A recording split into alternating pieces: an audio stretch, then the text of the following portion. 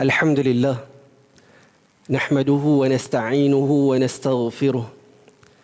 Wa na'udzu billahi min shururi anfusina wa min sayyiati a'malina.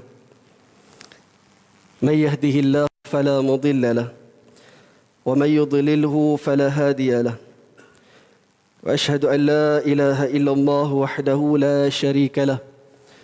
Wa ashhadu anna Muhammadan 'abduhu wa rasuluh. Amma ba'd.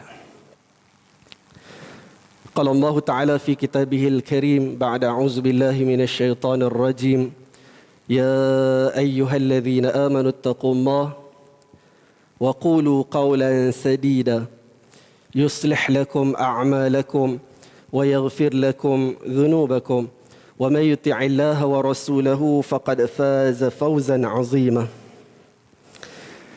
Tuan-tuan dan puan-puan muslimin dan muslimat yang dirahmati Allah. Pertamanya kita memanjatkan rasa kesyukuran kepada Allah Subhanahu wa taala.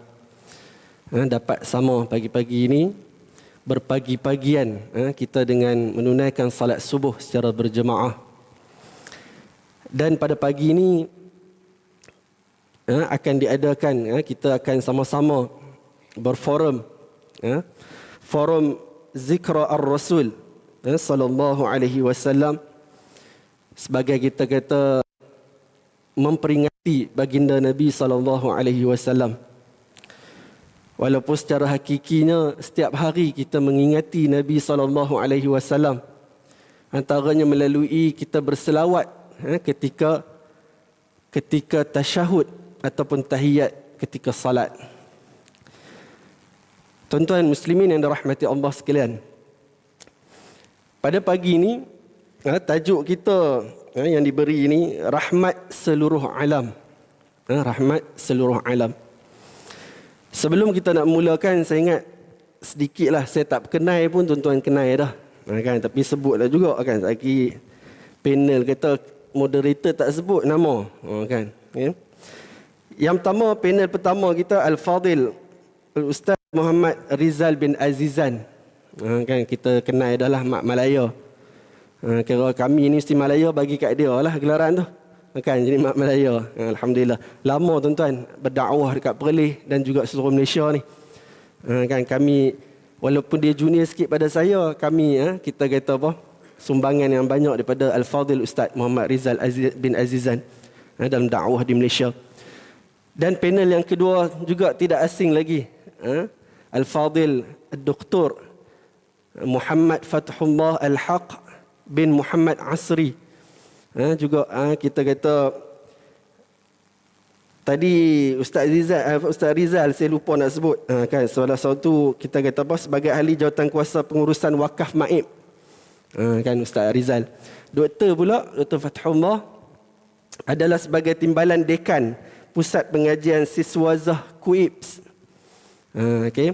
Jadi kita punya panel hari ini akan mengupas berkaitan dengan rahmat seluruh alam. Tuan-tuan, kita ni kita kata kita sentiasa memperbaharui, membajai sayang dan cinta kita kepada Nabi sallallahu alaihi wasallam. Cuma hari ini kita nak fokus pada rahmat seluruh alam ni. Kita kata asas dia apa tajuk ni?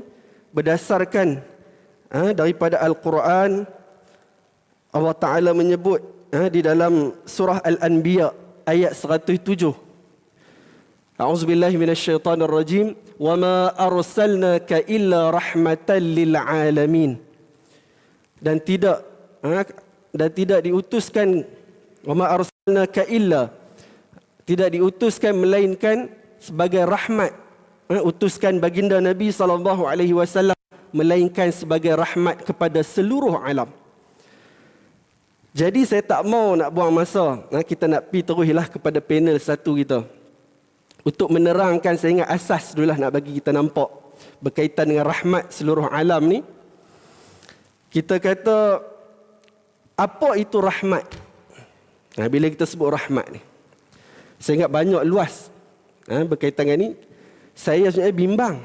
Kan, takut panel-panel kita ni Silat-silat hari ni 2 jam. Kan? Tapi kita ni peringat siap-siap lah ni. Kan? Kita ada masa kita target sejam lah tuan. Mudah-mudahan dapat ambil manfaat. Apa itu rahmat? Fadil Ustaz Rizal. Dan juga kita nak tengok jugalah apa tafsiran para ulama tentang surah Al-Anbiya ayat 107 yang saya bacakan tadi. Nak untuk kita faham rahmat kepada seluruh alam. Saya ingat ni bukan isu. Tentang ni dulu ada pemerintah yang sebelum ni menggunakan tagline ni. Jadi kita nak fahamkan asas tu. Jadi saya serahkan, dipersilakan falyatafaddal mashkura kepada Al-Fadil Ustaz Muhammad Rizal. Bismillah, alhamdulillah, wassalatu wassalamu ala rasulillah wa ba'd. Terima kasih Fadil Ustaz Ahmad Muhaimin selaku pengurusi ataupun moderator yang mengendalikan forum pada pagi ini. Sahabat saya Dr. Fatah selaku rakan yang akan sama-sama memberikan pandangan dan pendapat di dalam perbincangan kita pada pagi ini. Dan juga tidak dilupakan kepada tuan-tuan jawatan kuasa masjid, imam, bilal dan seluruh jamaah yang hadir pada pagi ini. Masjid Putra Simpang 4 Perlis. Pagi tadi sebelum saya hadir, Ustaz Ahmad Sirajuddin dia WhatsApp dalam grup kami itu, dia peringatlah jangan silap.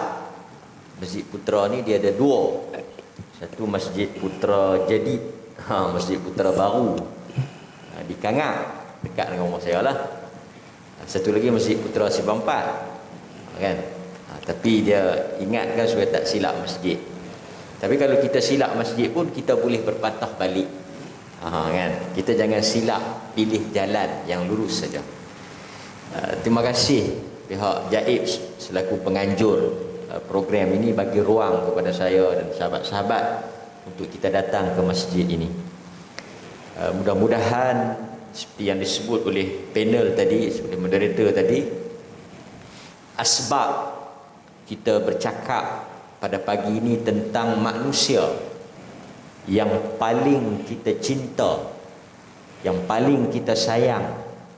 Tidak ada manusia yang kita letakkan kedudukannya melebihi daripada Nabi kita Muhammad sallallahu alaihi wasallam.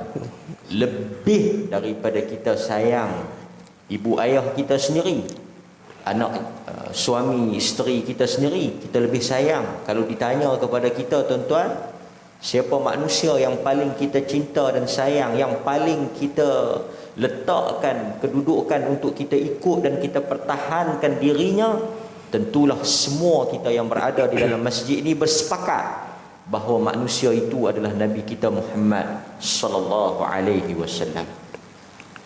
Tuan-tuan, pengusi tanya, apa makna rahmat kepada seluruh alam yang Quran sebut tadi dalam surah Al-Anbiya ayat 107. Ayat ini saya ingat kerap selalu kita ulang baca, terutama berkaitan dengan bulan Rabiul Awal yang dikaitkan dengan bulan dilahirkan Rasulullah sallallahu alaihi wasallam. Sebab itu kita sebut zikra ar-rasul. Tujuan kita buat benda ini untuk menambah kuatkan lagi perasaan cinta kita. Cinta tu dah ada, tapi cinta ni dia perlu dibajai, perlu disuburkan. Macam tuan-tuan kahwin dengan isteri tuan-tuan, isteri dia kahwin dengan suami dia, cinta itu akan ada. Cuma cinta ketika awal perkahwinan, masa tuan-tuan baru kahwin dulu, tentulah tak sama dengan cinta sekarang.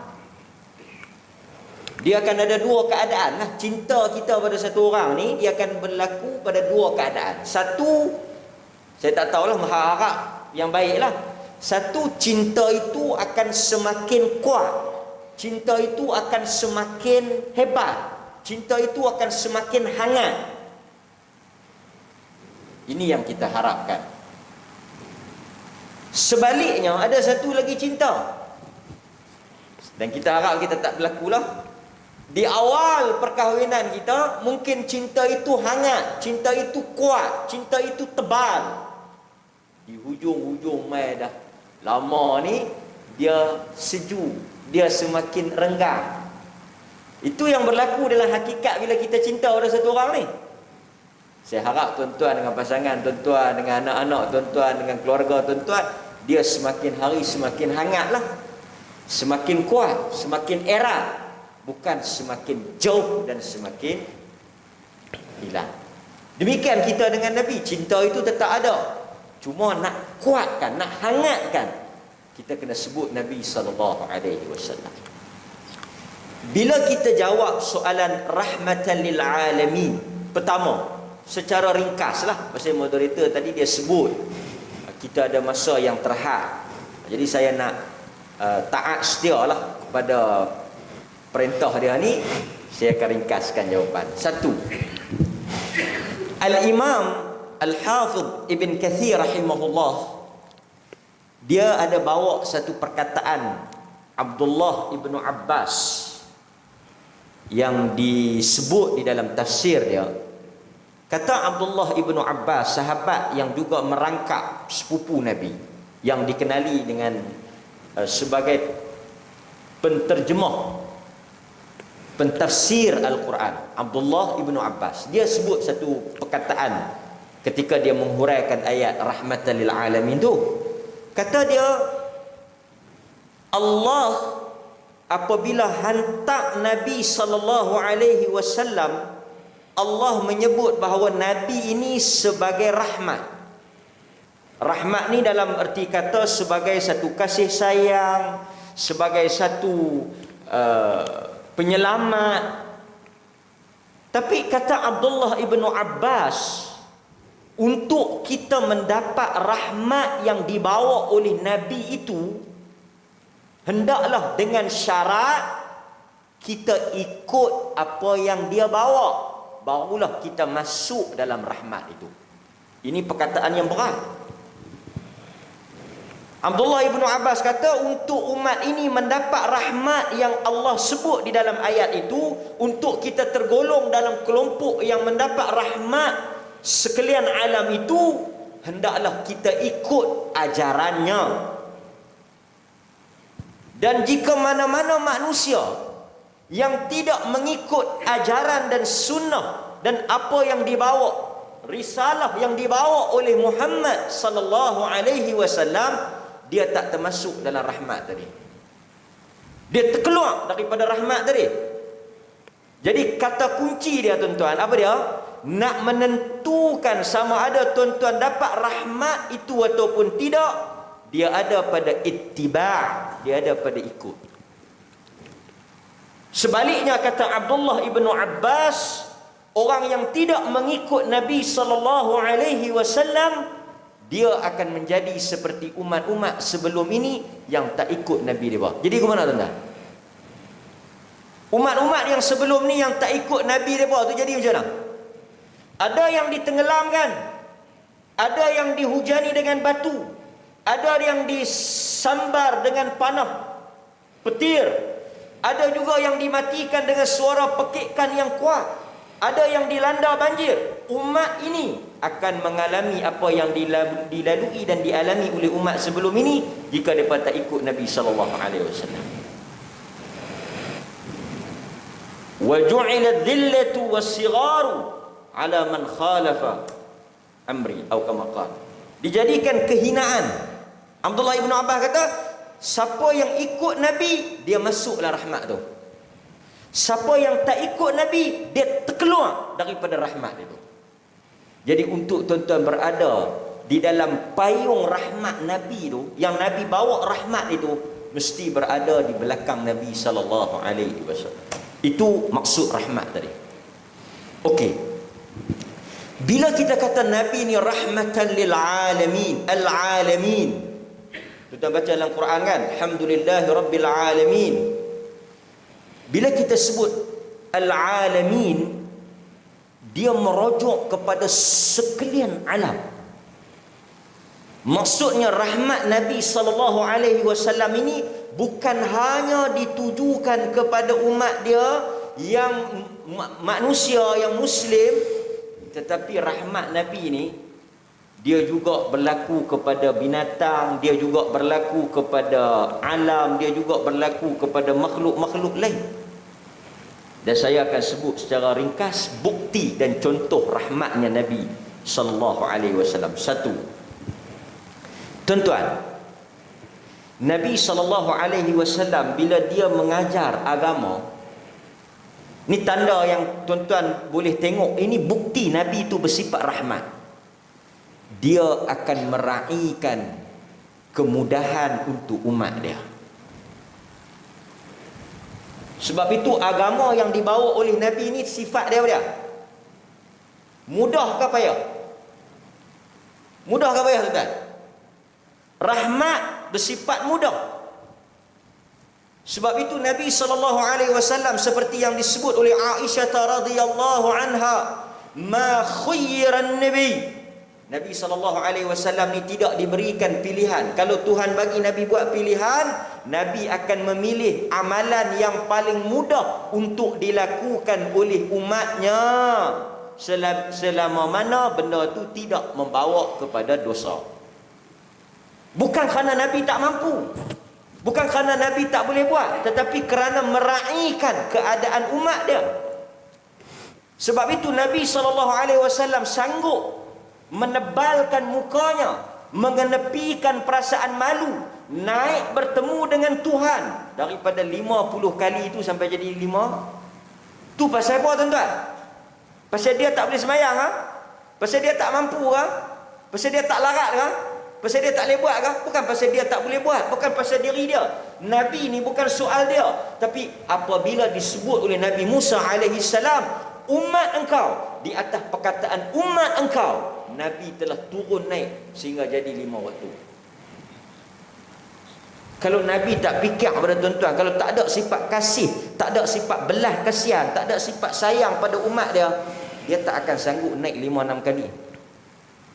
Itu satu bukti.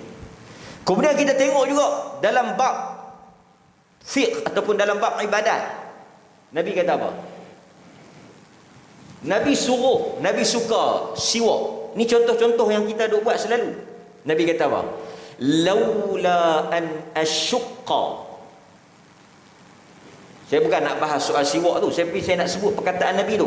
Laula an asyqa, kalaulah arahan itu tidak menyusahkan umatku, la amartuhum bisiwak, aku akan suruh mereka bersiwak. Setiap kali ambil wuduk wajib beruh gigi. Setiap kali nak semayang wajib beruh gigi. Tapi kalau aku suruh, mereka tak boleh buat, mereka tak larat.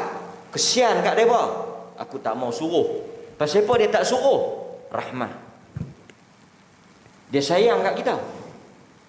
Kalau dia tak fikir, dia lantak pergi kat kita, hampa ambil buat. Itu bukan tabiat Nabi. Nabi pesan. Satu hari Nabi SAW jadi tu imam. Dia dengar buka ussabi, tangisan budak. Dia buat apa? Dia terus rokok. Tuan-tuan semua mengaji bab ni. Dia terus rokok, pendekkan semayang. Dia kata apa? Dia kata di hujung habis salat tu, dia kata aku berniat di awal salat tadi untuk memanjangkan semayang ni. Tetapi dia dengar ada tangisan budak di belakang, terus dia ringkaskan salat itu kerana apa? Dia tidak mahu ibu kepada budak bayi tersebut terganggu dengan tangisan itu.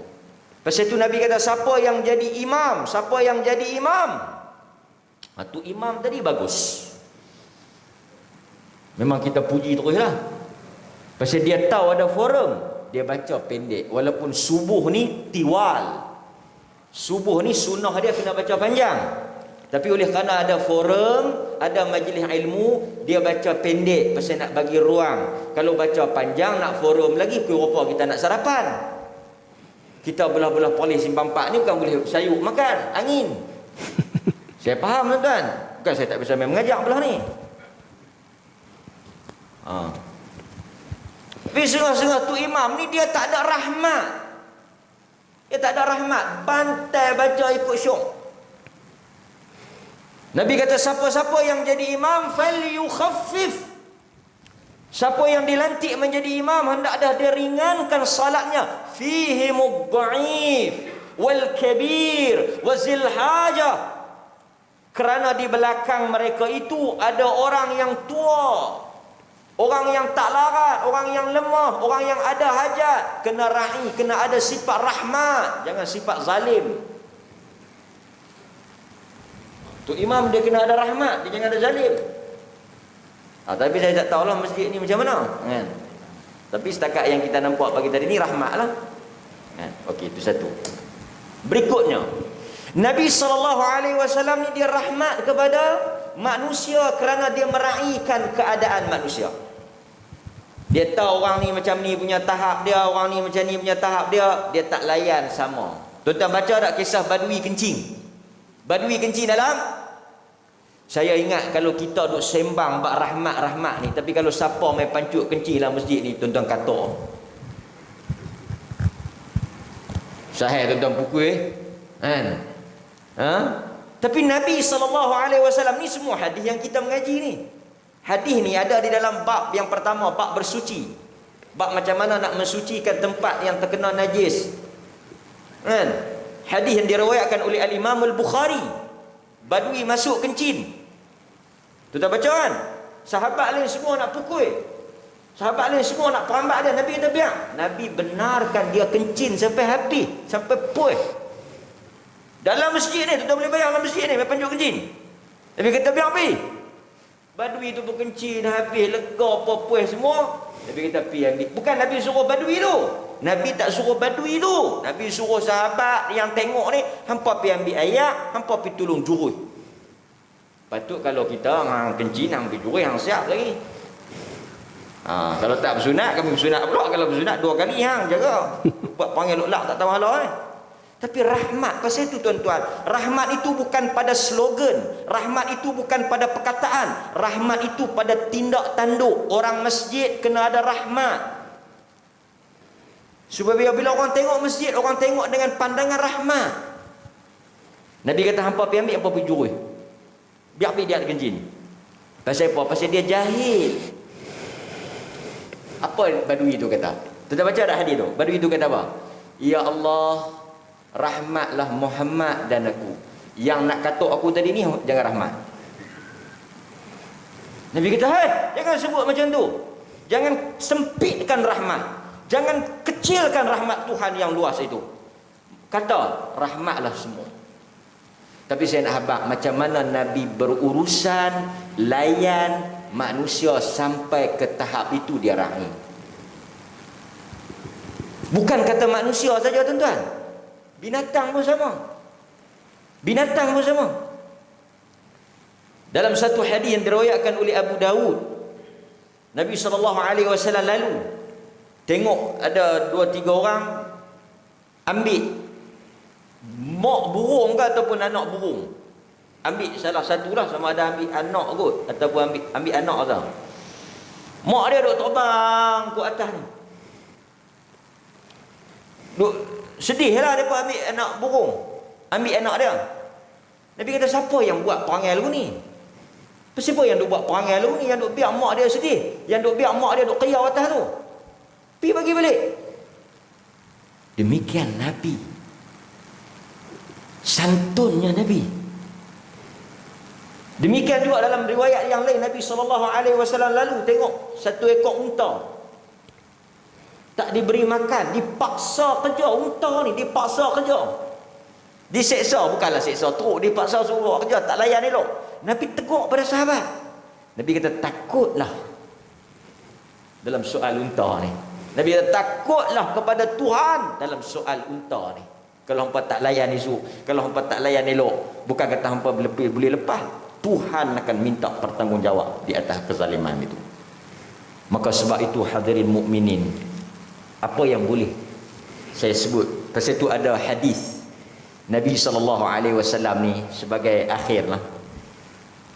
sahabat minta supaya doa Tuhan jahanamkan musyrikin Mekah. Beberapa orang sahabat dalam riwayat Muslim, beberapa orang sahabat mai jumpa Nabi, suruh Nabi buat apa? Doa bagi lingkup jahanam musyrikin. Apa jawapan Nabi? Nabi kata, aku dihantar bukan untuk la'anan. Nabi bagi tahu dekat sahabat. Sahabat kata, Rasulullah, doa pada Tuhan, angkat tangan supaya Tuhan musnahkan dan binasakan laknat pada musyrikin Mekah yang lawan kita. Nabi kata, aku bukan dihantar oleh Tuhan untuk buat kerja bagi jahanam manusia. Aku bukan dihantar oleh Tuhan untuk mendoakan supaya manusia ini rosak, binasa, musnah. Tetapi bu'ithu rahmah. Aku dihantar oleh Tuhan sebagai rahmat kepada manusia. Terus itu tuan baca kisah di Taif. Baca tak kisah di Taif? Siapa dia main over? Kena tengalung batu, luka berdarah. Ada pendekar mana tak tahu, saya ingat pendekar ni pun penin dia. Dia kata ada ilmu kebal dalam Islam. Dengan rambut panjang, dengan tanjak. Lah macam-macam lah, saya tahu tuan-tuan, kita PKP, COVID, memang tekanan perasaan. Pasal tu orang Simpang 4 lah kata, gila ni banyak. Orang Simpang 4 lah kata, gila ni banyak pasien. Itu tuan-tuan bila tengok ceramah ke tengok apa ke tuan-tuan kena. Pasal kami ustaz-ustaz ni semua ustaz-ustaz ni pun kadang-kadang dia tekanan jiwa juga tu yang keluar daripada mulut tak ketahuan hala tu. Dia kata ada ilmu kebal dalam Islam. Pasal tu sahabat dengan Nabi tak ada yang terkorban mati dalam perang. Saya tak tahu sahabat mana kan, tapi kalau kita baca dalam hadis ramai juga sahabat yang mati putus tangan. Tuan-tuan baca Ja'far At-Tayyar. Kenal tak Ja'far At-Tayyar? Ja'far bin Abi Talib yang putus dua tangan tu. Pasal apa dia gelar At-Tayyar, terbang ni, Tayyar ni? Pasal tu saya kata orang Melayu ni dia lebih hebat pada Nabi tau. Pasal ilmu kebal tu tak dampi ke Nabi, boleh pada orang Melayu. Tuan-tuan jangan main-main dengan orang Melayu. Itu belum cerita pedang terbang 13 Mei 1969. Nabi dulu perang Badar, pedang tak berjalan sendiri tau. Nabi perang Uhud, pedang tak berjalan sendiri, sahabat kena pegang sampai putus tangan. Mai orang Melayu, pedang berjalan sendiri. Jangan main-main. Ini Melayu. Pasal itu kadang-kadang bila kita dengar cerita, kita tak relate dengan Quran, kartun. Sebab itu saya nak sebut Nabi dalam Taif, orang baling dia berdarah. Kita kalau orang baling berdarah tuan-tuan, tiba-tiba mai malaikat over kat kita. Mai malaikat over kat kita. Dia tak nak suruh dak kami angkat Al-Akhshabain ni, bukit ni, hempuk atas dia. Kalau kita saya ingat tak padalah dua bukit ni, hampir kutik habis bukit tu buh. Tapi Nabi SAW dengan rahmah dia kata apa? Dia kata apa tuan-tuan? Dia kata dia kerana akan keluar daripada tulang sulbi kaum ini mudah-mudahan mereka yang beriman. Sekarang tuan-tuan pergi di Taif. Tapi di Taif di Mekah tuan-tuan pergi Taif dah boleh masuk lah. Tuan-tuan tengok keseluruhan penduduk Taif itu beriman. Mereka itu daripada nenek moyang tok wan depa yang tengalung batu dekat Nabi. Mereka beriman dengan apa yang dibawa oleh Nabi. Berpunca daripada rahmat Nabi tadi. Sebab itu rahmat ni bukan cerita kecil. Rahmat ni cerita besar. Mudah-mudahan Tuhan rahmat kita insya-Allah. Saya rasa cukup sekadar itu. Ustaz Muhammad pun 3 kali dah tengok saya. Jadi saya fahamlah. Sebagai rahmat saya tak mau susah hati dia. Saya berhentilah kan. Sallallahu ala nabiyina Muhammad. Baik, syukran jazilan kepada Al-Fadhil Ustaz Muhammad Rizal. Saya ingat Ustaz saya tengok 10 kali dah Ustaz. Tuan-tuan muslimin yang dirahmati Allah sekalian. Saya ingat jelas apa yang Al-Fadhil Ustaz Muhammad Rizal terangkan pada kita pada pagi ini berkaitan dengan rahmat tadi. Saya nak terus kan. Kita tak boleh cakap banyak, saya kita cukup masa kan. Sedap alasan tu kan. Tuan-tuan, kepada panel yang kedua Dr. Muhammad Fathullah. Ustaz saya tak mau momentum tu berhenti. Kan Ustaz Marizal dah laju saya. Kita nak sambung lagi doktor. nak sambung lagi apa sebab Ustaz Mak Rizal pun saya ingat banyak lagi dia nak terang tu. Kan contoh-contoh. Saya nak doktor sambung lagi contoh-contoh perutusan Nabi SAW dalam memberi rahmat kepada seluruh alam. Kan kalau kita tengok tadi contoh Al-Fadhil Ustaz Rizal pun dah masuk sikit dah tadi. Berkaitan dengan bayi tadi, berkaitan dengan Arab Badui tadi, dakwah Nabi SAW, juga binatang. Saya ingat doktor akan sambung lagi. Maksudnya berkaitan nak bagi kita jelas tuan-tuan, supaya nampaknya rahmat kepada seluruh alam tadi sebagaimana yang disebut oleh Ustaz Muhammad Rizal. Maksudnya bukan sekadar kepada manusia, tapi kepada seluruh alam, termasuklah makhluk-makhluk yang lain yang Allah Ta'ala ciptakan. Jadi saya persilakan, falyatafaddal mashkura. Assalamualaikum warahmatullahi wabarakatuh. Assalamualaikum. Salatu wassalamu ala asyrafil anbiya wal mursalin wa ala alihi wa ashabihi ajma'in. Terima kasih kepada Tuan Moderator Ustaz Muhaimin dan kandungan sahabat Ustaz Rizal yang berpengalaman luas terutama di Perlis ini, yang mana beliau telah mengupas banyak berkenaan dengan rahmat Nabi SAW. Baik, saya ni barulah di Perlis ni, tak sampai 2 tahun. Jadi sebelum semalam balik daripada kuliah, cek dulu kat mana. Jadi saya pun duduk dekat je di Kuala Perlis. Jadi nak dapatkan tempat tu, kadang-kadang waste ni dia buat silap juga kadang-kadang. Pergi ke masjid ni, dia pergi ke masjid lain. Pernah juga jadi sampai dekat masjid tu nak kita baru, rupanya jemaah kata masjid lagi satu tu dekat belah seberang jalan. Nasib baik seberang jalan, kalau tidak memang terlepaslah kuliah pada malam tu. Jadi aku kuliah pada pagi ni alhamdulillah, Allah rezekikan untuk dapat hadir dan berjumpa dengan tuan-tuan, puan-puan pada pagi yang mulia ini. Jadi alhamdulillah di negeri Perlis ini subur dengan majlis ilmu yang jaranglah kalau forum dibuat pada pagi, waktu pagi. Tetapi ini kita memang penuhkan aktiviti-aktiviti majlis ilmu ini. Mudah-mudahan ia menjadi salah satu pintu untuk kita masuk syurga.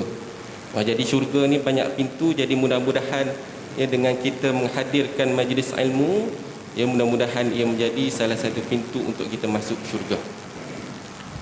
Baik, berkenaan dengan persoalan daripada moderator tadi, berkenaan dengan rahmah Nabi itu sebagai rahmatul lil alamin, dan banyak telah dikupas oleh Ustaz Rizal tadi. Cuma mungkin saya ni bolehlah tambah perasa sikit. Kalau dalam masakan kita tu ada macam-macam perasa, jadi bolehlah tambah-tambah sikit, sebab apa yang dikata tadi dah melengkapi. Baik, apabila kita membicarakan Nabi SAW, sebagaimana yang Nabi sebut, innama ba'athani rahmatul lil alamin, hadis yang diriwayatkan oleh Abu Daud dan Imam Ahmad, sesungguhnya aku telah diutuskan untuk menjadi rahmah bagi seluruh alam, dan banyak disebut dalam ayat Al-Quran. Jadi antara perkara yang diutuskan Nabi ini, tujuannya adalah untuk membebaskan manusia ini daripada syirik, daripada kesyirikan. Itu di antara tujuan antara yang besar. Kita tahu bahawa rahmah ini dengan maksud, apabila para ulama mufassir bila bagi tahu makna rahmah ni dengan makna rezeki, dengan makna kelembutan, dengan makna syurga, nikmat dan sebagainya, itu adalah rahmah. Jadi Nabi ini datang membebaskan kita ini daripada kesyirikan. kesyirikan. Jadi syirik ini, ya, kalau kita dalam bahasa mudahnya, kalau kita ni ada kita nak buat syarikat, jadi kita adalah, ya, syarikat ni kita susah nak buat seorang. Dia mesti kena ada modal yang besar. Jadi kita buat syarikat, kita buat sekutu kita, rakan kongsi kita. Jadi ada beberapa orang A, B, C, D, kumpul modal buat syarikat. Jadi kita jadi rakan sekutu untuk menghidupkan syarikat. Jadi lebih kurang sama dalam konsep syirik tadi, yang mana Nabi diutuskan untuk membebaskan manusia ini daripada syirik, menyengutukan Allah, sekutukan Allah. Makna bila kita nak beribadat ini, kita nak menyembah Allah ni, kita ada juga, kita letakkan benda-benda tertentu ataupun makhluk ke dan sebagainya menjadi sekutu bagi Allah. Sebab itu Arab jahiliah, Arab musyrikin, dia beriman dengan rububiyah, dengan dia tahu bahawa Allah itu adalah yang menciptakan alam. Tetapi soal ibadat dia tak mau ikut. Jadi dengan sebab itu amat penting bagi kita, ya, untuk membebaskan diri kita ini dengan apa segala kesyirikan yang ada, yang menjadi tunjang kepada diutuskan Nabi SAW. Sebab itu dalam Quran sebut la yaghfiru an yushraka bihi syai'a, tidak diampunkan bagi mereka yang mensyirikkan Allah sedikit. Maknanya tidak diampunkan bagi mereka yang melakukan syirik kepada Allah. Jadi itu di antara rahmahnya Nabi diturunkan kepada kita. Jadi kalau kita lihat, ya, di sepadan kita lah, negara-negara yang bukannya yang didominasi oleh Islam, ya, bagaimana mereka, ya, kalau dari sudut makanan lah, kan, makan ni macam-macam lah mereka makan. Sampai kan ada yang kata COVID ni pun disebabkan makan benda-benda yang pelik tu lah. Makan ular, makan katak, makan benda-benda yang kotor. Jadi dengan sebab itu rahmah Nabi ni datang bagi kat kita panduan syariah juga, bagi panduan syariah, dengan membebaskan kita daripada kesyirikan, dan juga dalam masa yang sama memberi panduan dalam syariah. Jadi apabila kita membicarakan berkenaan dengan rahmah, adanya toleransi, adanya kasih sayang, dan dalam masa yang sama Nabi itu tegas. Nabi itu tegas. Kalau kita soal dari sudut toleransi, Nabi itu banyak. Apa yang telah disebutkan oleh panel yang pertama banyak. Ya, Nabi ini apabila bertaamul dengan manusia, bertaamul dengan Nabi itu, dia berperanan dengan banyak peranan. Selaku ketua keluarga, selaku sahabat, selaku pemimpin, selaku apa lagi, banyak. Dan Nabi ini menjadi teladan yang amat baik kepada apa yang dia menjadi tanggungjawab tersebut, peranan yang ditanggungjawabkan. Jadi sebab itu, ya, apabila kita jadilah apa pun, majikan ke, pekerja ke dan sebagainya, maka Nabi telah menunjukkan tauladan yang amat baik. Dan demikian juga, ya, kadang-kala kita fokus kepada manusia, tetapi kadang-kala kita tidak fokus kepada rahmah kepada haiwan, rahmah kepada alam. Sebagaimana dalam banyak daripada hadis Nabi SAW, ya, apabila Nabi menyebutkan berkenaan dengan seorang perempuan yang dimasukkan ke dalam neraka, sebab apa? Sebab dia mengurung kucing tanpa memberikannya makan. Apa lagi? Berkenaan dengan apabila menyembelih binatang itu, maka nak sembelih mesti kena asah dulu pisau. Nak kata betapa rahmahnya Nabi kepada binatang. Tapi sekarang ni kita ni macam-macam lah. Jumpa kucing kita sepak. Sampaikan kalau di laut pula macam mana? Kita dekat dengan laut, ramai daripada nelayan dan sebagainya, yang kadang-kadang membuat perkara yang merosakkan. Buat apa? Pasang bom. Kan bom letak dekat ni ataupun elektrik yang mematikan banyak ikan. Dia nak ikan yang besar-besar saja, tetapi yang mati sekali yang kecil, yang sederhana dan sebagainya. Sebab itu apabila Nabi menyebutkan apabila seorang penzina daripada Bani Israel diampunkan dosanya, sebab apa? Sebab dia memberi minum anjing ketika di padang pasir. Dan kemudian berkenaan dengan alam, contoh kepada Nabi sallallahu alaihi wasallam, dia memberi rahmah kepada alam. Sebab itu Nabi menyebut Allah, kita kena hati-hati dengan al-la'anan. Ada dua laknat. Apa dia? Salah satunya man yatakhalla fi tariqin nas aw dhillihi wa dhillihi, yang membuang kotoran najis di jalanan dan atau di tempat pelindungan manusia. Dengan sebab apa? Sebab perkara tersebut dia akan merosakkan. Jadi dengan sebab itu kalau kita lihat hari ini, kita memang jaga kita punya ibadat kita, bersih tempat ibadat kita, tetapi apabila kita dekat luar, kita tak meniru apa teladan daripada Nabi, kita buang sampah di merata tempat, buang sampah di laut, sehingga kan binatang-binatang tu pun tak boleh nak beza lah, makanan ke plastik lah ni kan, had ni makanan ke plastik. Dan demikian juga Nabi ini,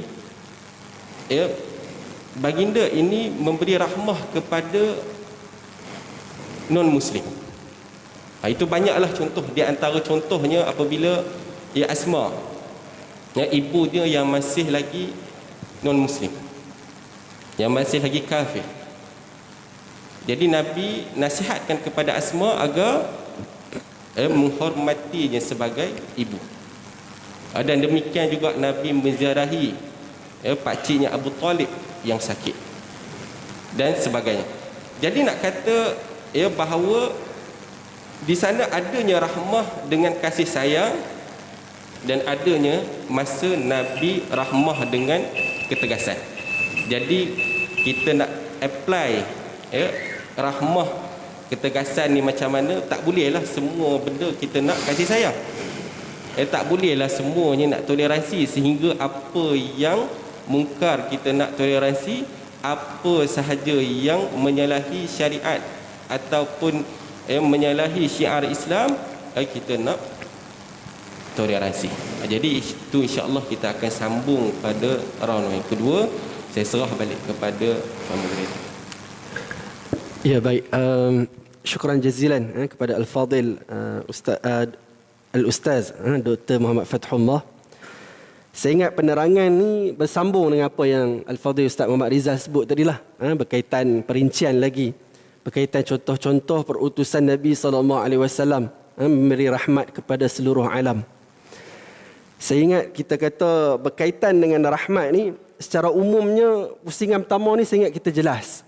Kan? Kita kata kasih sayang, baginda Nabi SAW bawa risalah. Ya Allah Ta'ala wahyukan. Nak bagi apa? Nak bagi ada rahmat kasih sayang tadi, dengan perincian daripada kedua-dua panel ni, seolah-olahnya apa? Kita nampak, kita kata kasih sayang yang Allah Ta'ala turunkan. Sebab tu dia ada, kita kata apa? Pelbagai aspek dalam kehidupan kita. Saya ingat kalau saya sendiri nak bagi contoh, kan kita kata baginda Nabi SAW sebut kan, larang kita mai semayang kalau ada bau busuk. Dalam hadis ni sebut apa? Bau bawang. Kan bau putih. Kita kata kita sendiri pun samalah. Kita kata benda ni boleh diluaskan.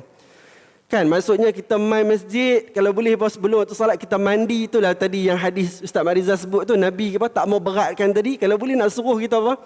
Kita bersiwak tadi. Kan nak kata kita mai masjid bagi wangi, kan tak ada bau ketiak, pakai deodoran, pakai baju yang bersih. Maksudnya apa? Tu masjid dan simbolik dia kita kata pergaulan kita dengan manusia. Kan dengan isteri kita, dengan suami kita, anak-anak kita, kawan kita, masyarakat kita. Ini menunjukkan apa? Rahmat. Ya Allah Subhanahu Wa Taala kita kata turunkan baginda Nabi sallallahu alaihi wasallam untuk menunjukkan kepada indahnya kita kata Islam ni. Saya nak pergi yang seterusnya kepada Al-Fadil Ustaz Muhammad Rizal. Yang rahmat tadi kita jelas. Ada sebahagian masyarakat kadang-kadang jadi bila dia faham, dia nampak rahmat je. Kita tahu lah agama ni, dalam Quran pun sebut Nabi sebagai Bashir Nadhir. Bagi kabar gembira, bagi ancaman, peringatan. At-targhib wat-tarhib. Kan ada hadis-hadis ayat Quran yang galakkan kita buat. Dapat ni, dapat syurga. Buat ni, ada dosa, adanya neraka. Jadi kita nak balance kan yang tu. Al-Fadil Ustaz Muhammad Rizal. Abda, kita kata apa salah faham dia? Tadi kalau Ustaz Mak Rizal sebut tadi tu, kalau sebahagian netizen marah tu. Kan dia kata Ustaz cerita hak baik-baik je lah. Hak kata kami tadi Melayu apa, kita kata lebih hebat pada Nabi tadi, tak boleh lah tegur bab-bab tu. Kan? Jadi kita kan rahmat, kan cerita hak baik je. Kan jadi al-amru bil ma'ruf, hak ni selalu orang suka. Sebab nampak dengan rahmat tadi. Tapi bila an-nahyu 'anil munkar, kita kata kalau macam mana nak nampak rahmat tadi? Kalau orang curi boleh, merompak boleh. Sebab apa? Rahmat. Rahmat juga maksud macam mana yang kita nak faham tu. Al-Fadil Ustaz Muhammad Rizal berkaitan dengan rahmat yang sebenar ni. Kita nak kait balik lah. Nak bagi balance balik kefahaman tu. Jadi saya jemputlah Al-Fadil Ustaz Muhammad Rizal. Bismillah. Tadi Ustaz Dr. Fattah sebut jawapan ada pada penghujung perkataan beliau tu. Tak mungkin kita bersikap rahmat dalam semua keadaan. Dia sebut perkataan tu di hujung tadi, sebenarnya dah jawab.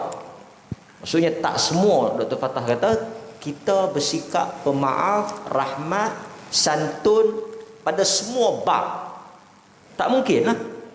Pasal tu Ustaz Muhammad tanya tadi, sebenarnya saya perlu urai sikit je. Saya nak bagi contoh macam ni tuan-tuan.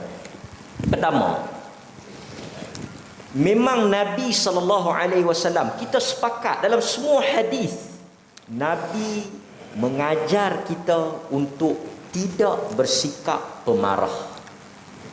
Orang mari tanya Nabi SAW, wasiatkan, pesan, bagi aku satu nasihat yang besar.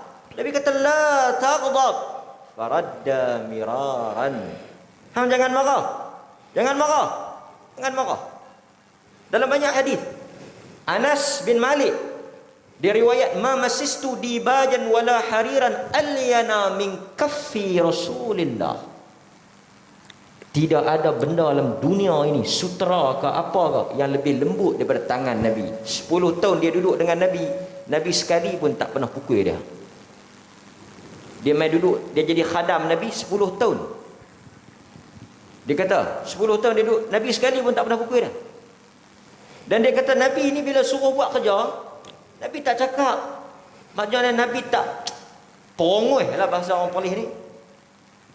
Satu hari dia suruh aku pergi buat satu urusan. Anas ni masa mak dia main hantar dia budak. Nak suruh duduk dengan Nabi. Dia kata aku pergi buat kerja, tengok ada 2-3 orang budak duk main, aku pun pergi main dengan dia. Budak-budak ada pergi main kan? Tumpang sekaki. Nabi pergi tengok lama ni, pergi mana? Pergi tengok duk main, Nabi pun tengok bagi habis main, Nabi tak kata apa. Kata Anas, Nabi tak kata pasal apa hang tak pergi buat, hang pergi main pasal apa ni, hang main pergi buat kerja dulu sekejap lagi hang pergi main dah. Nabi meraihkan sifat budak tu. Tapi tuan-tuan, yang Ustaz Muhaimin tanya tadi bukan yang tajuk tu kita clear. Tajuknya, adakah yang dikatakan rahmat, kasih sayang, santun, baik itu tidak ada langsung ketegasan, tidak ada langsung kemarahan, tidak ada langsung teguran? Tak mungkin Ustaz Dr. Fatah kata tadi. Takkan orang Islam ni apa orang buat pun, oh, tak apalah nak buat macam mana. Alhamdulillah, alhamdulillah.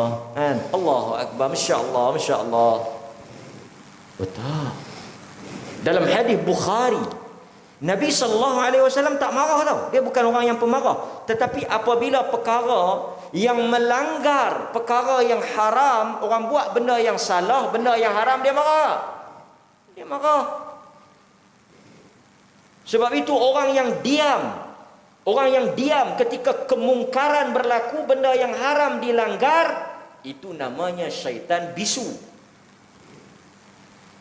Lepas itu tuan-tuan, sebagai satu orang bapa, sebagai seorang suami, saya bercakap secara realitinya, tuan-tuan ni semua ada suami, ada yang bapa, ada yang pemimpin, ada yang tu imam. Dia kena marah ha. Macam Ustaz Muhaimin tadi.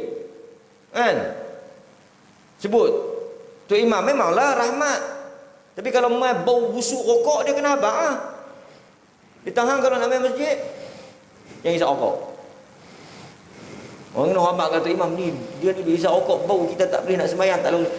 Istighfar, istighfar. Ada nak larat istighfar. Itu kita ada al-amru bil ma'ruf. Tapi tuan-tuan macam tu juga. Sebab itu bila ada kesalahan, isteri Nabi bergaduh. Ada isteri Nabi yang bergaduh. Seorang isteri tu, dia pergi kata kat isteri yang satu lagi tu. Dia kata pendek, hang ni pendek. Bertengkar, keluar macam-macam lah. Nabi kata perkataan yang keluar daripada mulut hang tu, perkataan yang buruk tu, kalau pergi tok di dalam laut, busuk habis yang laut. Nabi tegur. Nabi naik angin. Sebab tu Nabi pernah tengok satu orang pakai cincin emas. Cincin emas. Nabi cabut, tak buang. Nabi kata benda ni haram, tak boleh. Nabi tengok satu orang pakai gelang. Satu orang pakai gelang. Laki-laki pakai gelang. Nabi kata cabut. Nabi kata cabut, buang gelang tu. Gelang ni tak menambahkan kekuatan, tak menambahkan kehebatan, melainkan menambahkan kelemahan. Nabi suruh dia tak buang. Nabi SAW dengar sahabat bertengkar, keluar marah. Kalau tuan-tuan baca Syama'il Muhammadiyah yang sifatkan cerita tentang perangai, kelakuan, akhlak, tabiat, sikap Nabi ni, akan ada hadis-hadis tentang Nabi marah. Sebab itu tuan-tuan, rahmatan lil alamin ni bukan bermaksud kita pemaaf, penyantun pada sebuah keadaan. Tak. Sebab itu Nabi kata, aku ini manusia. Ada ketika aku marah, ada ketika aku baik. Marah pada tempatnya adalah satu benda. Macam malu, macam malu. Malu pun ada tempat dia. Bukan semua bab malu. Kan? Ini nak main soh pertama pun pakat tak mau. Dia tahan pilu. Yang ni tak kena tempat. Ini bukan rahmat, ini tak erti. Kan? Pasal itu Nabi SAW bila dia khutbah, sahabat kata ihmarrat wajhuhu, merah muka dia, tinggi suara dia. Dalam keadaan tertentu Nabi SAW tegas. Demikian juga para ulama. Kita tengok para ulama bila berkaitan dengan perkara-perkara yang tak betul, yang salah. Seperti contoh, saya bagi contoh. Bila berkaitan dengan hadis-hadis palsu, riwayat-riwayat cerita palsu, benda mungkar, mereka bangkit, mereka tegur, mereka bagi tahu. Ini tanggungjawab, benda yang salah kena bagi tahu. Hadis-hadis yang palsu, cerita-cerita mengarut, amalan-amalan khurafat, kena bagi tahu. Bukan rahmat itu kita diam. Tak apalah, biar apilah, masing-masing pendapat lah, masing-masing pandangan lah, tak apalah. Tak payahlah saat lagi cakap masyarakat pecah belah lah, masyarakat jadi kalut lah, masyarakat jadi tak ketahuan lah, masyarakat jadi berkelahi lah. Oi, tak tuan-tuan. Nabi masa dia mai dulu orang kata apa? Masa Nabi dihantar tu awal-awal tu orang kata apa? Masa tu masyarakat Arab okey tak? Masyarakat Arab tu okey tak? Okey. Secara umumnya okey. Bila Nabi mai, berceramah. Berceramah dah. Berceramah. Nabi SAW bila dia bawa Islam meletup Mekah. Meletup dalam dia kata apa? Jadi macam-macam. Berpecah belah. Dan tuan-tuan, kita baca dalam cerita para sahabat, ada yang berpisah suami isteri, bercerai suami isteri. Ada yang berpisah anak ibu, ada yang berpisah anak ayah, ada yang berpisah ahli keluarga. Kenapa? Kerana ajaran yang dibawa oleh Nabi membezakan antara al-haq dan al-batil. So itu kita jawab ni bukan kerana kepentingan diri. Pasal itu dalam hadis Bukhari tadi Aisyah kata apa?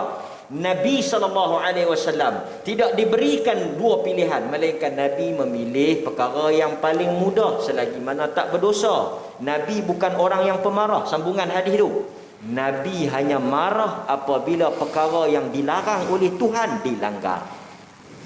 Jadi, dan tuan-tuan dalam hadis Aisyah tu Nabi kata apa? Aisyah kata apa? Nabi bukan marah atas kepentingan diri dia.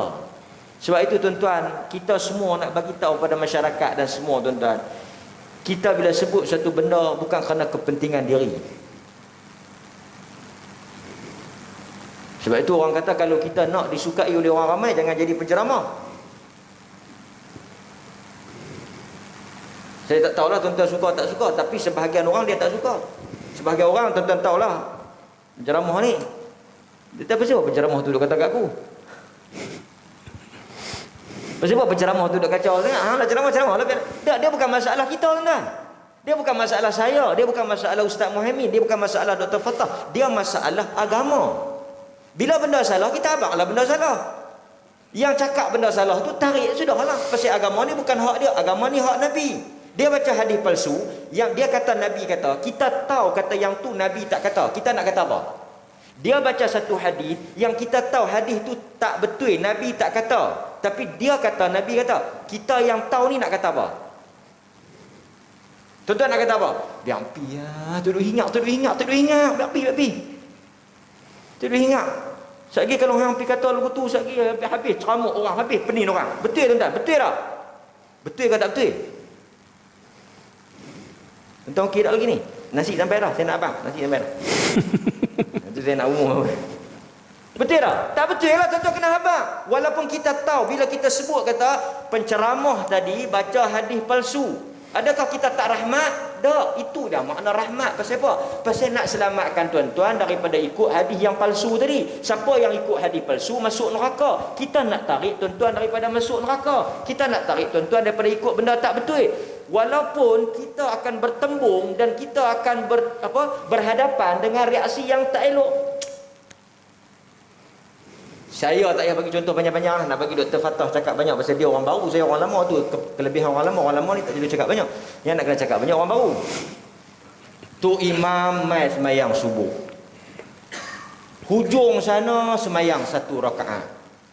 Hujung ni bubuh 7 rakaat. Yang tengah 6 rakaat. Tok Bilal yang duk jaga luar, duk perhati tau. Macam-macam rakaat ni. Pergi habaq kat Tok Imam. Tok Imam duduk depan, dia tak nampak. Habaq sikit. Awal. Yang Tok Haji tu ngaji mana tak tahu. 1 rakaat bagi salam lah. Yang Tok Lebay tu tak tahu. Yang kita bagi salam, yang dia tak bagi salam lagi. Tok Imam kata, hei, tak payah duk kata apa, tak payah duk kata apa. Biar pi. Siapa nak sembahyang 7 ke 6 ke 5 ke, tak payah duk kata apa, tak payah duk tegur. Saat ni ceramuk habis jemaah, berceramuk habis makmum, biar pi. Depa nak sembahyang apa? Depa mai tu kira bagus dah. Yang hang duk kalut apa, biar pi. Saya nak tanya tuan-tuan ni, boleh ke lagu tu? Boleh ke? Jadi Masjid Putra Simpang 4 Kangar Perlis, Masjid Anugerah Ma'al Hijrah, Masjid Harmoni. Orang tanya macam mana hangpa boleh dapat anugerah Masjid Harmoni? Masjid kami ni hang mai pilah lagu mana pun, hang buat pilah lagu mana pun, kami ra'i semua. Ada yang mai pakai baju Melayu, tak pakai kain pelekat pun kami tak kata apa. Mayanglah.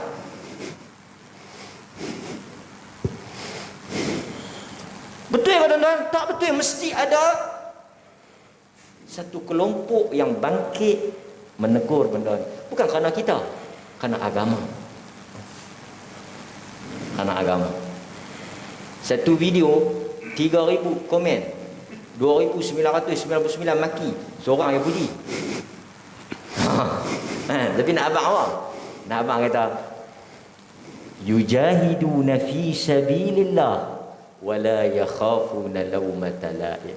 Mereka yang bangkit mempertahankan agama Tuhan ini, dia tak heran pada orang yang maki, kerana dia akan balik menghadap Tuhan kepada agama ini, bukan dia balik menghadap tuan-tuan jamaah atau orang yang tengok. Mudah-mudahan saya rasa kita dapat seimbang, wasatiyah.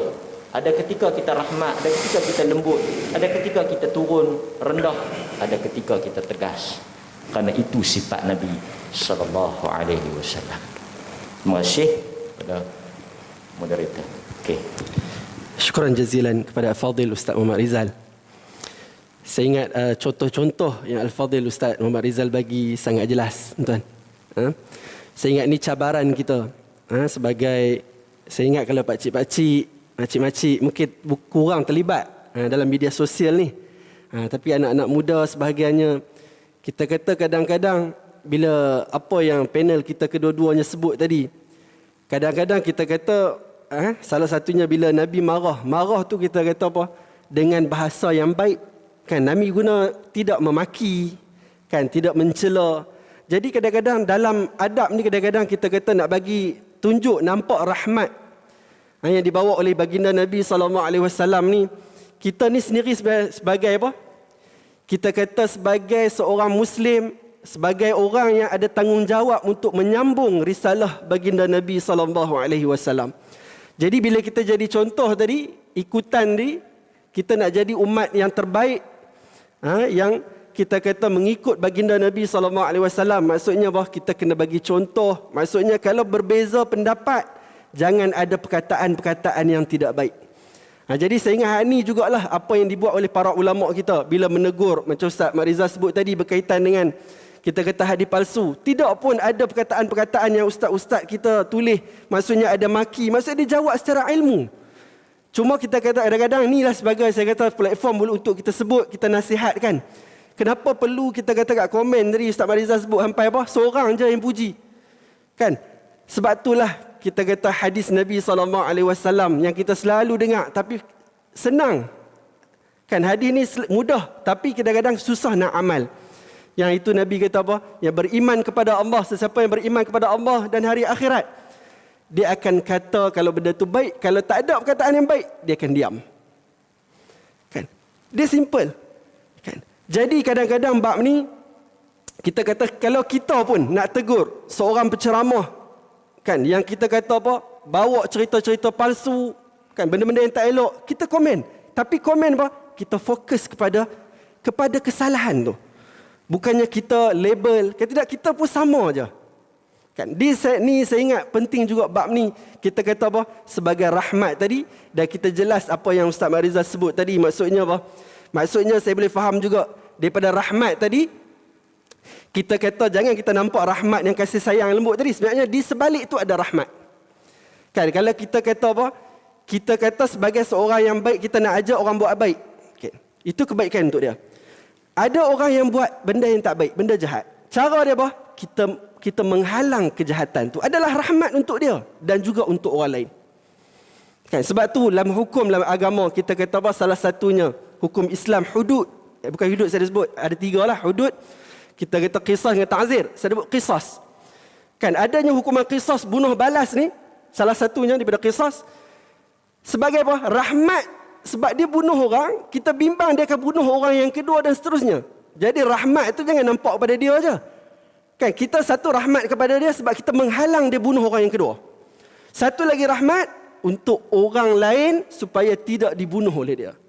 Saya ingat ini sangat penting untuk kita faham berkaitan dengan apa yang disebut oleh Al-Fadhil Ustaz Muhammad Rizal. Saya nak pergi yang terakhir lah ni. Kepada Al-Fadhil Dr. Muhammad Fathullah. Jadi bila kita ambil daripada tiga kali lah apa yang panel kita sebut tadi, yang terakhir ni, apa peranan kita last ni? Apa peranan tanggungjawab kita sebagai Bolehlah aku nak sebut, kalau kita kata buku bergerak ni, para ulama' lah kan, wafat, buku dia masih ada, kita boleh ambil manfaat. Maksudnya kita sebagai da'i, sebagai pendakwah, setiap kita berperanan. Maksudnya apa peranan kita? Kita nak galas tugas baginda Nabi SAW. Maksudnya kita kata apa? Ustaz, kami tak mampu nak tulis, kan, nak berceramah macam Ustaz Mat Rizal, kan, untuk manfaat. Kita share lah, kita like. Tuan-tuan, benda ni nampak kecil, tapi apa? Dia besar sebenarnya. Kan, bila orang tengok satu kebenaran, bila ramai orang sokong, orang kata, ni ramai, maksudnya apa? Bagus. Bila kebatilan pula, pakat sokong.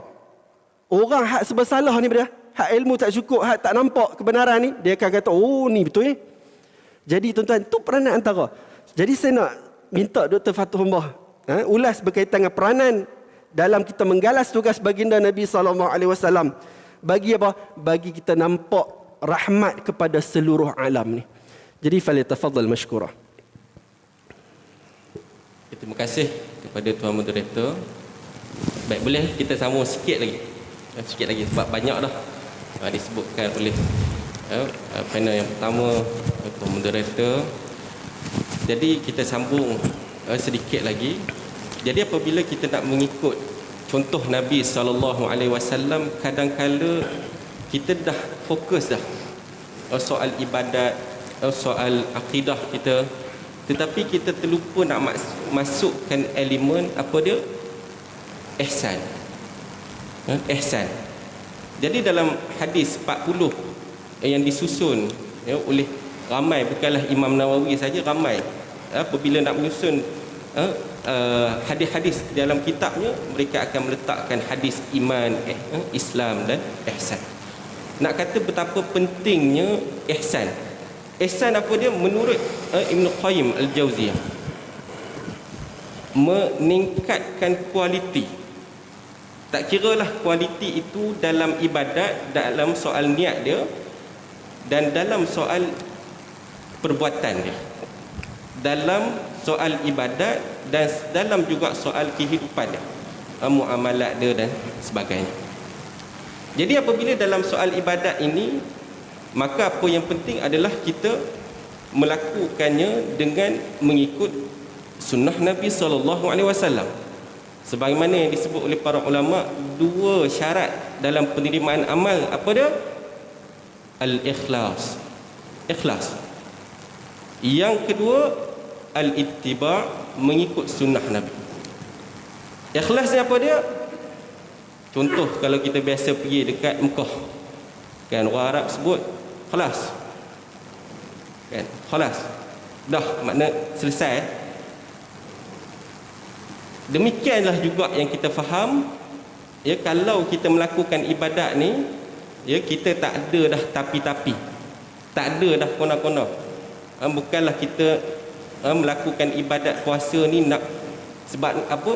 Sebab boleh sihat, sebab boleh kurus. Buat apa semayang ni? Ini terapi, terapi untuk badan. Jadi dekat situ dia ada tapi-tapi, dia tak ikhlas, itu dia tidak sampai. Jadi itu yang kita nak tekankan dalam ibadat kita. Apabila kita nak mencontohi Nabi, kita kena ikhlas. Dan jangan juga kita ifrat dan tafriq. Ghulu. Ada orang ni, dia kata, dia sangka apa yang Nabi buat tu kurang sangat lah. Tu Syekhul Islam Ibn Taymiyah kata, banyak orang yang tertipu daya oleh iblis disebabkan apa? Ifrat dan tafriq, ekstrim. Sebab itu bila dia beramal, buat satu malam 1000 rakaat, 1000 rakaat, tiba-tiba esok dah sampai makam, langsung tak buat apa dah, niat dia buat ibadat, niat, cukup dah niat. Sebab apa? Dah sampai makam. Tu nak kata gulu. Ada orang ni, dia ringan sangat. Ada satu kajian berkenaan dengan solat 5 waktu ni. Dia buat kajian apa dia? Draft apa ni? Data. Ya, data menunjukkan orang yang tak solat 5 waktu ini tak sampai 50%. Nak kata mudahnya, ya, umat Islam kita di Malaysia ini meninggalkan solat walaupun dia yang 5 waktu. Sebab itu Dr. Yusuf Al-Qaradawi kata cukup dah, nak kata kalau umat Islam akhir zaman ni buat perkara yang wajib, jaga betul-betul. Tapi kalau kita ni alhamdulillah kita jaga perkara yang sunat, buat solat malam, buat jemaah dan sebagainya, itu lagi kelas. Dan yang kedua, konsep ihsan dalam kehidupan kita. Kita banyak memberikan perhatian kepada soal halal dan haram. Had ni tak boleh, had tu tak boleh dan sebagainya. Tetapi ada perkara yang sama.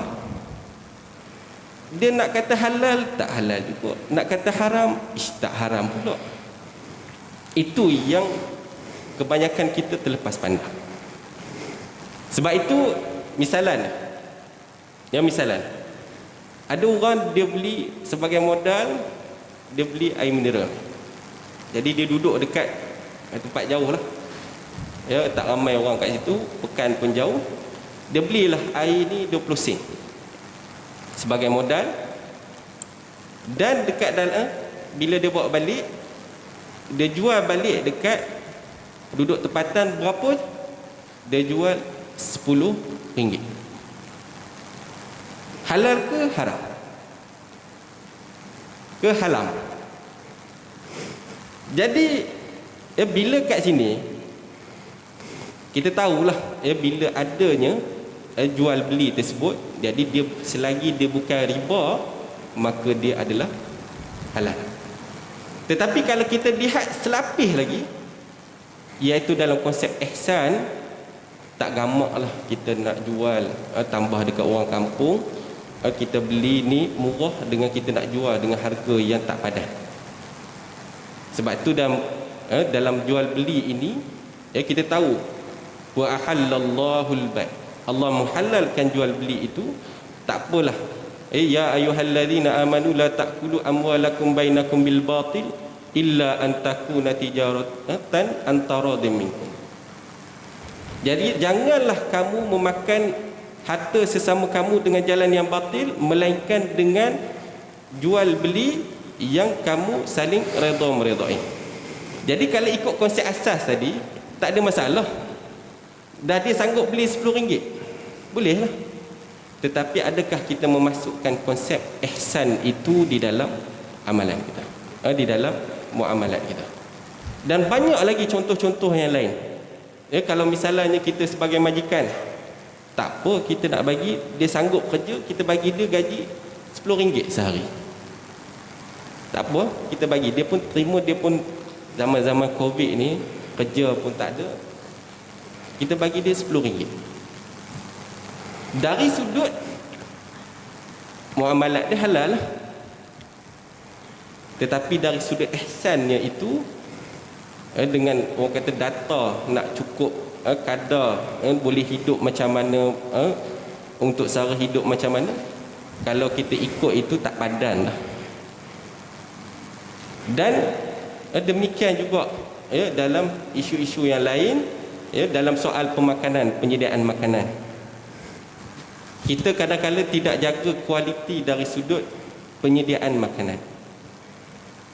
Ada orang yang buat makan tu dengan tanpa mempedulikan isu kebersihan. Dia pun tak apa, dia kata orang tak sakit perut pun okey je orang makan. Jadi ada pula yang buat roti, misalnya roti canai yang kita makan pagi-pagi kadang-kadang tu, ni tak jadilah kot dekat tempat kita. Nak guli dia dah penat guna tangan, pijak. Boleh tak? Kalau lagi dia tak sakit perut tu boleh lah. Kita tak nampak dia sama halal ke haram. Jadi dekat situlah Ya, kadang-kala kita kebanyakannya terlepas pandang konsep ihsan itu di dalam ibadat kita dan dalam amalan kita. Sebagaimana dalam firman Allah Subhanahu wa taala, "Qul in kuntum tuhibbunallaha fattabi'uni yuhibbukumullah." Katakanlah wahai Muhammad, sekiranya kamu mencintai Allah, maka ikutlah aku. Fattabi'uni. Jadi fattabi'uni kita tak boleh nak tiru sikit-sikit, nak tiru sebahagian, nak tiru 80%, tak boleh lah.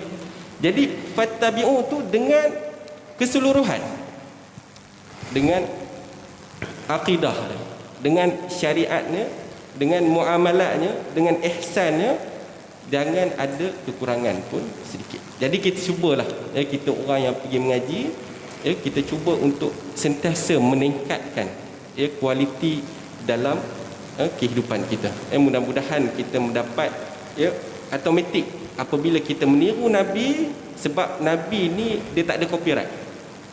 Kalau orang sekarang ni dia buat sikit produk-produk ni ada copyright. Hatta idea pun idea yang dikeluar pun ada copyright. Tapi Nabi ini tak ada copyright. Jadi tirulah macam mana pun kita usaha, dan itulah yang dituntut oleh agama. Jadi kalau misalnya kita dapat tiru Nabi itu dengan baik, maka itulah secara tak langsung rahmah itu akan datang. Jadi rahmah ini para ulama sebutkan juga adalah keberkatan, kebaikan dan kelapangan dalam kehidupan kita. Dalam kehidupan kita. Jadi sekadar itu saja, serah balik kepada Tuan Moderator. Syukran jazilan kepada Al-Fadhil Dr. Fathullah. Alhamdulillah tuan-tuan, kita saya ingat dapat banyak manfaat. Walaupun masa yang terhad, yang mencemburui kita ni pada pagi ni, 2 kalilah, seorang 2 kali panel kita dapat memberi ilmu, menambahkan kefahaman kita pada pagi ni. Sedikitlah tuan-tuan saya buat kesimpulan sedikit berkaitan dengan tajuk kita pada hari ni. Saya ingat kita boleh jelas berkaitan dengan kita kata nak dapat rahmat. Kan kita kata rahmat yang dibawa oleh baginda Nabi SAW sebagaimana yang Allah Taala sebut, iaitu wa ma arsalnaka illa rahmatan lil alamin. Kenanya ada ittiba'. Sebagaimana disebut oleh Al-Fadhil Ustaz Mat Rizal tadi, ada ittiba', maksudnya apa? Kita ikut kepada baginda Nabi SAW.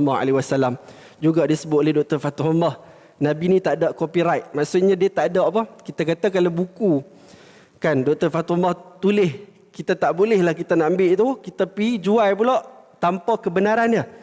Tapi hak Nabi tinggal ini Al-Quran, juga sunnah Nabi SAW tadi, hadis-hadis kita sebarkan, bahkan kita ikut, kita contohi apa yang baginda Nabi SAW buat, lakukan, suruh, supaya apa? Supaya dapat rahmat tadi. Kita kata rahmat kepada seluruh alam tadi.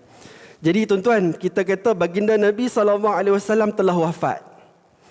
Kan kita kata bermula daripada zaman sahabat lagi. Macam mana kita kata sahabat Nabi SAW berusaha bawa dakwah ni. Dan dakwah ni kita rasa sampai kepada kita.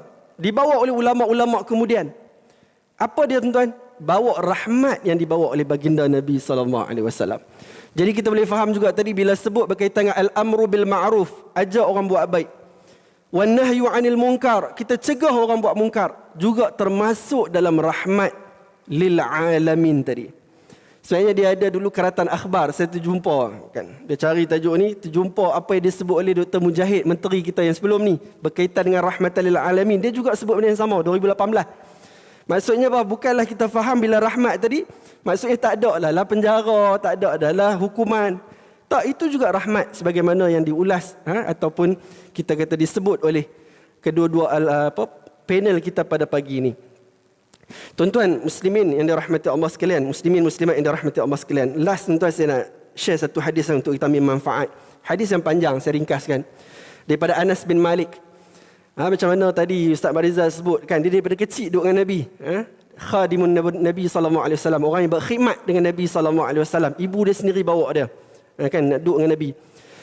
Tuan-tuan, dalam hadis ni Anas kata ada seorang mai tanya, ada seorang lelaki mai tanya kan, bilakah kiamat mata sa'ah kan. Jawapan ni panjanglah kan. Nabi kata bila ditanya, dia kata, bila duk tanya sangat bila kiamat, kan, hang buat persediaan apa? Kan, bahasa kita ni. Nabi tanya dia balik, buat persediaan apa? Jadi lelaki ni kata apa? Aku ni tak ada lah. Cuma apa? Aku ni hanya mencintai Allah dan Rasul je. Kan? Tuan-tuan janganlah faham bila kita sebut itu maksudnya tak payah buat apa kita ni. Tak, sahabat ni bila dia sebut macam tu, sakit ada sebab kan. Kemudian Anas kata apa? Nabi SAW kata apa? Nabi kata anta ma'aman ahbabta. Ada beberapa lafaz lah berkaitan dengan hadis ni. Maksudnya kamu bersama dengan engkau yang apa yang kau cintai. Tuan-tuan, sikit lagi hadis ni, Anas kata apa? Kami tak pernah rasa bahagia macam mana kami rasa bahagia ketika mendengar apa yang Nabi sebut. Sebab apa? Sebab Nabi kata apa? Kita ni, maksudnya sahabat lah kalau ketika tu, maksudnya akan bersama dengan siapa yang dicintai. Maksudnya kita pun, kalau kita mencintai Allah dan mencintai Nabi SAW, kita pun nak bersama. Kan, bersama dengan apa yang kita cintai. Jadi Anas kata, aku mencintai Nabi SAW, mencintai Abu Bakar dan Umar. Aku sangat harap aku dapat bersama dengan mereka sebab kecintaan aku. Kerana aku tidak mampu melakukan amalan yang mereka lakukan. Tuan-tuan, cuma kita faham apa? Tuan-tuan, bila sebut, sahabat sebut sayang, cinta Nabi ni merendah diri lah tuan. Kan, maksudnya apa? Kita akan buat apa yang Allah Ta'ala suka dan apa yang Nabi SAW suka. Dan kita akan tinggalkan apa yang Allah Ta'ala larang kita. Melalui lidah Nabi SAW ataupun melalui Al-Quran. Jadi tuan-tuan, muslimin dan muslimat yang dirahmati Allah, kita mengharapkan, kita berdoa mudah-mudahan Allah Ta'ala bagi kecintaan tadi. Dan kecintaan tadi mestilah hadir dengan apa yang pendek-pendek kita sebut tadi. Kita nak bawa rahmat ni, sebab tugas lah ni, tugas kita kata kita semua. Nak bawa rahmat yang dibawa oleh kita kata baginda Nabi SAW untuk menyebarkan rahmat ni. Jadi apa? Kesan dia bukan kepada orang Islam saja. Lil alamin, kepada seluruh alam. Kepada Muslim, kepada mukmin, kepada apa? Orang bukan Islam. Kepada binatang, kepada alam keseluruhannya, tuan-tuan. Jadi saya rasa sekadar itulah tuan-tuan. Sebelum saya nak tutup ni, ucapan terima kasih lah kepada yang pertamanya, syukran jazilan kepada apa? Al-Fadil Ustaz Muhammad Rizal bin Azizan. Juga terima kasih yang tidak terhingga kepada Al-Fadil Dr. Muhammad Fathullah. Juga yang kita kata apa? Suara Sunnah yang merakamkan pada pagi ini secara live. Dan tidak dilupakan kepada penganjur kita, Jabatan Agama Islam Negeri Perlis bersama dengan Masjid Putra Sipampat. Kan, saya sendiri pun lama tak mai. Jadi juga kepada imam-imam, pengurusi, Bilal, Siak, pegawai masjid, AJK atas kita kata usaha untuk pada penganjuran pada program pada pagi ini. Jadi sama-sama kita doakan mudah-mudahan Allah Ta'ala rahmati kita semua. Juga kepada penonton secara live pun yang melihat pada pagi ini. Jadi saya rasa sekadar tu. Allahumma arinal haqqa haqqa warzuqna ittiba'ah wa arinal batila batilan warzuqna ijtinabah. Subhanakallahumma wa bihamdika ashhadu an la ilaha illa anta astaghfiruka wa atubu ilaik. Assalamualaikum warahmatullahi wabarakatuh.